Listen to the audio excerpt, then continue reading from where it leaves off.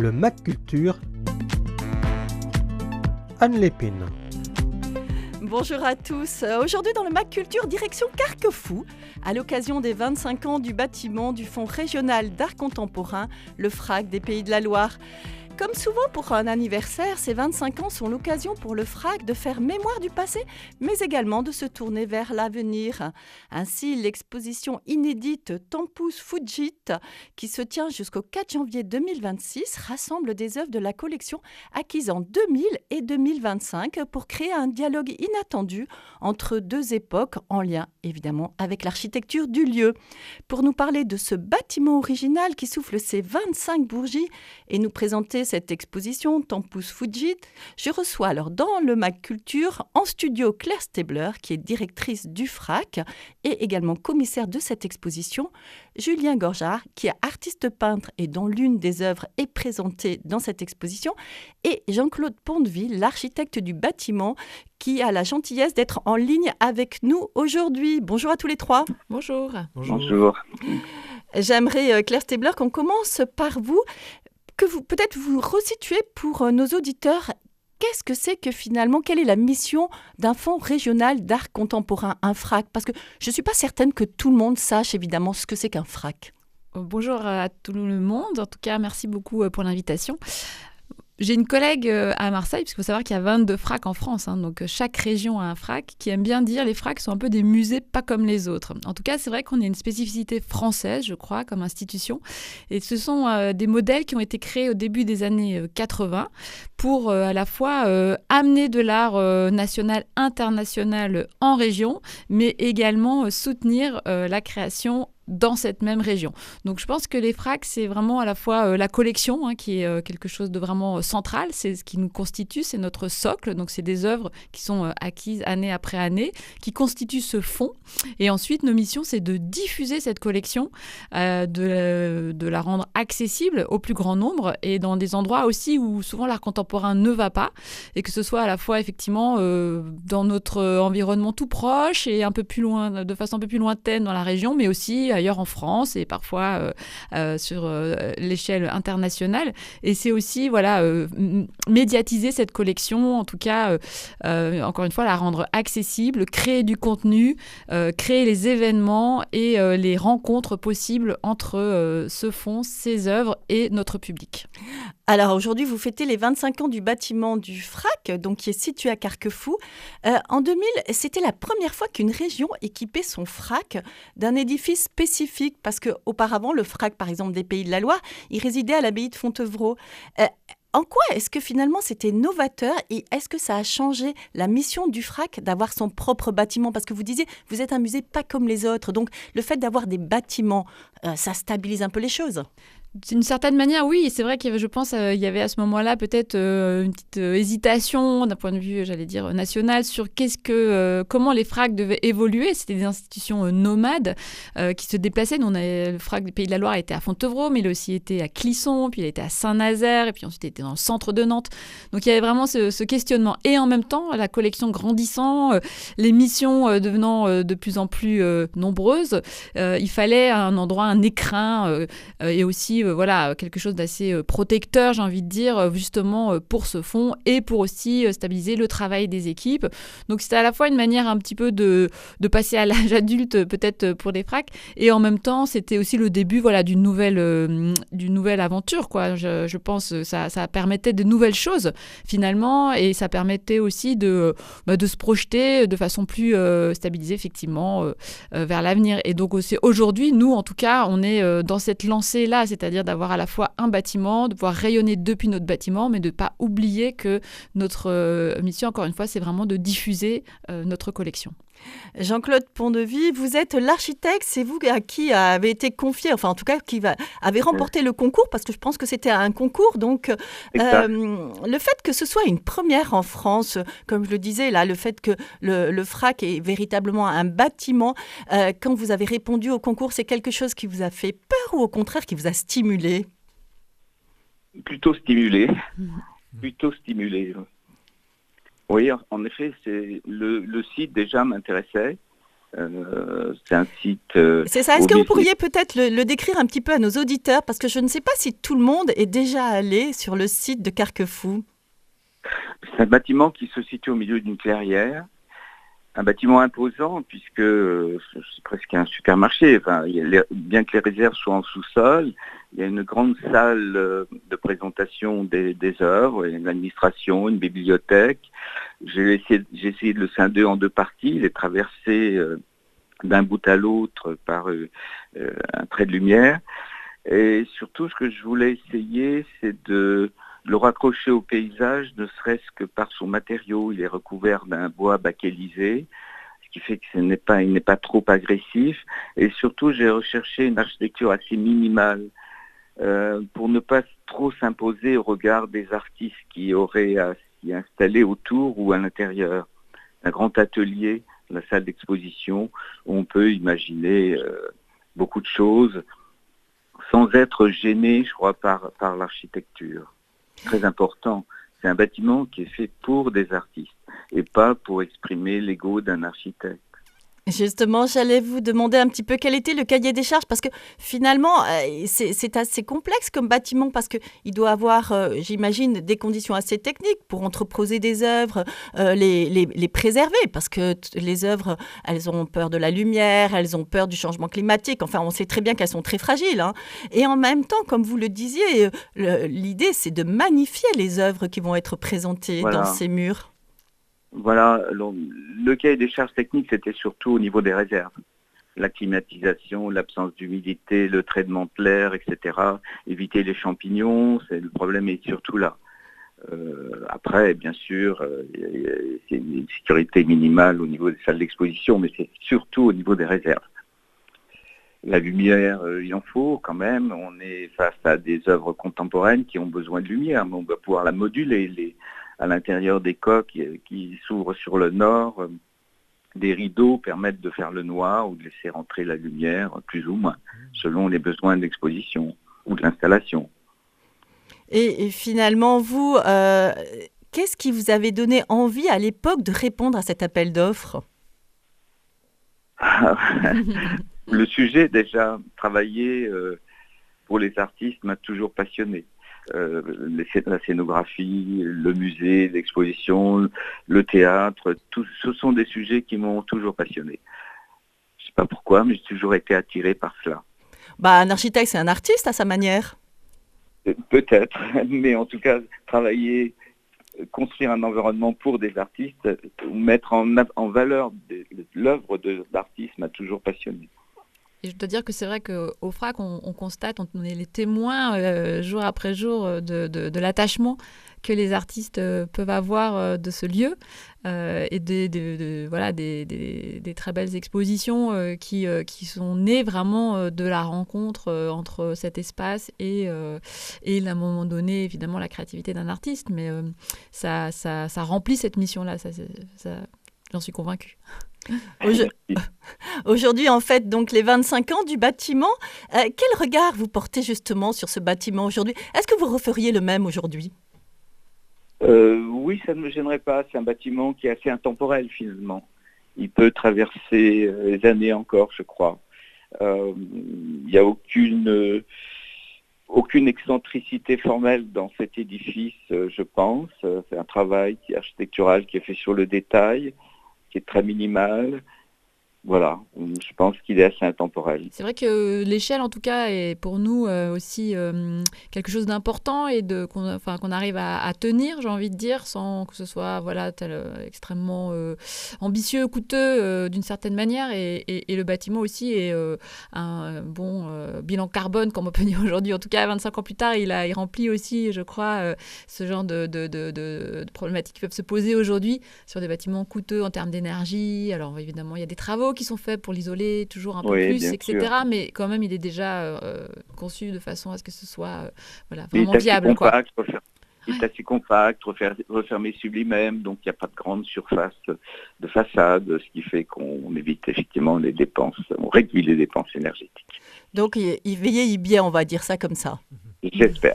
En tout cas, il est arrivé à maturité, ou en tout cas, J'espère. on lui souhaite une longue vie. En tout cas, merci beaucoup, Jean-Claude Oh, c'est pas Pont-de-Vie, grand-chose, je vous remercie beaucoup. pour cet éclairage donc, sur ce bâtiment, donc ce FRAC, ce bâtiment dont vous êtes l'architecture et qui fête ses 25 ans. Alors moi, ce que j'avais quand même envie de dire aux auditeurs qui sont un peu curieux d'architecture, c'est que vous êtes un architecte relativement local, et que peut-être il y a d'autres réalisations. Vous avez vous êtes pas mal intervenu finalement sur le territoire de la région, et on peut peut-être Voilà, voir oui. d'autres constructions que vous avez signées.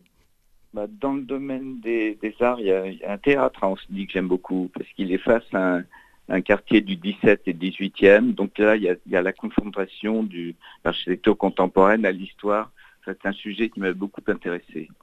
Très bien. Eh ben, en tout cas, merci beaucoup et bravo pour cette belle réalisation. Bonne journée, Je au vous revoir. remercie. Au revoir, madame. Merci. Alors maintenant qu'on a parlé de l'écrin, je vous propose qu'on parle des œuvres qui contient Claire Stabler.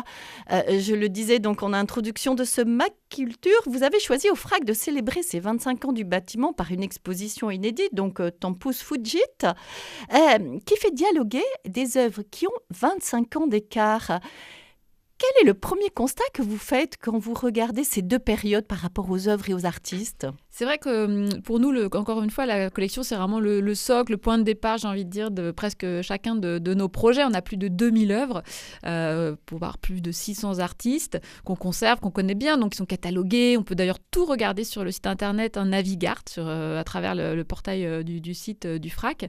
Et on ne cesse de revenir, de puiser, d'aller chercher dans cette collection, qui est toujours à chaque fois assez représentative de certaines périodes, de courants, d'influence par rapport à des personnes qui ont collaboré à sa constitution à certaines époques. Et donc moi, ça m'intéressait de me dire, tiens, mais qu'est-ce qu'en 2000, le directeur de l'époque qui a ouvert ce lieu, qui a été assez aussi de la même façon que Laurence Gâteau après, mais qui a été vraiment aussi une personnalité marquante pour le FRAC, qu'est-ce qu'il a acquis, quelles œuvres sont rentrées dans la collection en 2000. 2000, c'est pas non plus une année anodine, quoi. Moi, je trouve ça assez génial d'avoir ouvert un FRAC en 2000.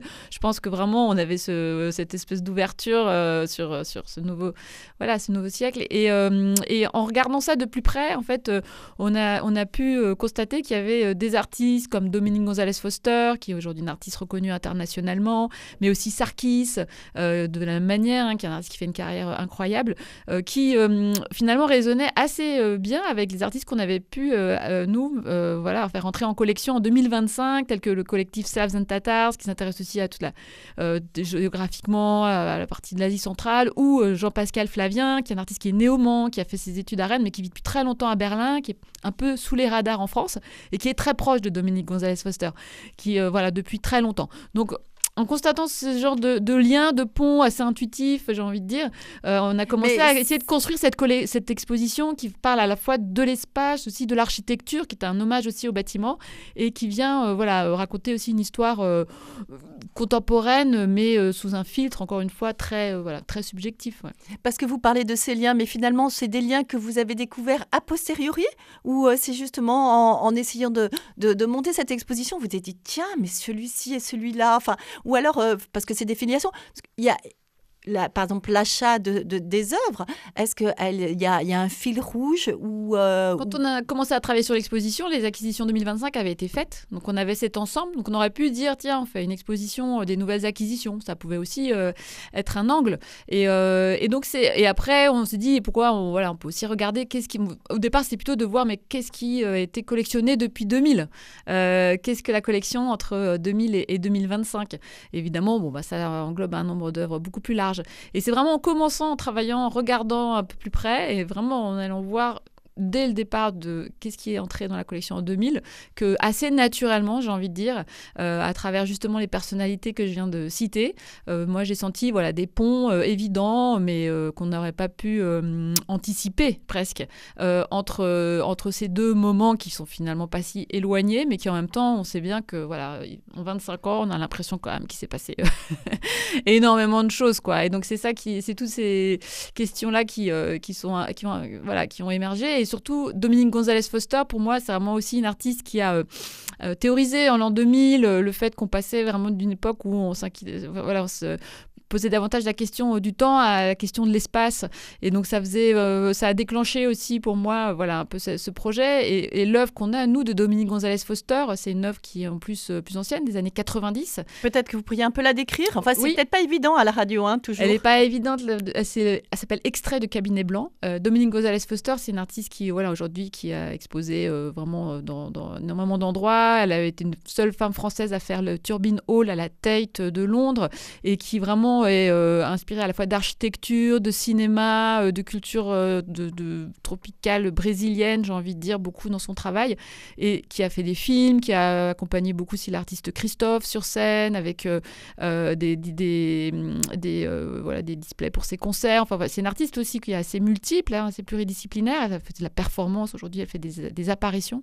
Et c'est vrai que le travail qu'on a, nous, dans la collection, c'est une œuvre qu'elle a réalisée quand elle était en résidence au FRAC, à Clisson, dans les années 90, et elle l'a donnée finalement au FRAC en 2000. Et c'est une série de photographies qui décrit des bâtiments et un architecte qui serait amnésique. Donc, ça s'appelle Portrait de l'architecte amnésique. Donc, c'est un peu comme des films d'un roman qu'on pourrait tirer. Il y a aussi 3 sculptures au sol qui sont en fait finalement comme des ombrelles en fer blanc, mais dont on aurait enlevé toute la partie textile. Et un autre panorama architectural d'une façade aussi assez, pour moi, cinématographique. Donc, c'est ces 3 éléments un peu mystérieux qui créent un ensemble. Encore une fois, extrait du cabinet blanc. Qu'est-ce que le cabinet blanc ? Enfin, c'est une œuvre à la fois à tiroir et en même temps d'une grande simplicité, j'ai envie de dire, très de jeunesse aussi, j'ai envie de dire, pour Dominique Gonzalez Foster. Et c'était, pour moi en tout cas, intéressant de me dire que cette œuvre-là, elle était arrivée dans la collection en 2000. Et puis, c'était peut-être aussi un point de départ, finalement, pour interroger cette idée du temps qui passe, puisqu'on reprend le titre, mais également, effectivement, l'architecture, puisque c'est quand même aussi ces 25 ans du bâtiment que vous fêtez à travers cette exposition. Effectivement, et donc c'était aussi jouer avec cette question architecturale, puisqu'on avait cette œuvre de Jean-Pascal Flavien qui est également entrée dans la collection, Free Jail, donc Prison Libre, qui a vraiment une dimension, je vais dire, à l'échelle du bâtiment, en tout cas, qui est une œuvre que l'artiste a pensée, réalisée spécifiquement pour le FRAC et pour sa collection, et qui joue aussi avec l'architecture et qui autorise aussi en fait un jeu des visiteurs avec l'espace, parce qu'il autorise en fait des visiteurs à entrer dans sa sculpture, à la fois à entrer et sortir librement justement de ce qu'il appelle une sorte de prison un peu, mais c'est un peu une sorte de prison où on laisse, où on enferme nos désirs. Enfin, en tout cas, il y a un peu ce jeu, c'est inspiré du bagne de Genet, et ça aussi fait référence à l'autre œuvre dans laquelle on peut finalement entrer, qu'on peut expérimenter avec son corps, et c'est Le Portique de Christelle Famigliari, où là il faut un petit peu s'accrocher, mais on enlève ses chaussures, on peut escalader et on a une œuvre vraiment à dispositif à spectateur unique, j'ai envie de dire, dans laquelle on peut venir s'allonger à 2 mètres du sol et voir aussi l'espace sous un autre angle. Oui, ça c'est très original. Vous dites qu'effectivement vous êtes un musée un peu différent, mais là aussi c'est assez différent parce que c'est assez rare de pouvoir comme ça expérimenter les œuvres, les toucher, passer à l'intérieur. En fait, finalement, c'est très interactif finalement, mais de façon assez low cost. Julien Gorjard, Gorjard, pardon, excusez-moi. Vous êtes artiste peintre. Vous avez une toile qui s'appelle Fête sensible qui est présentée dans cette exposition.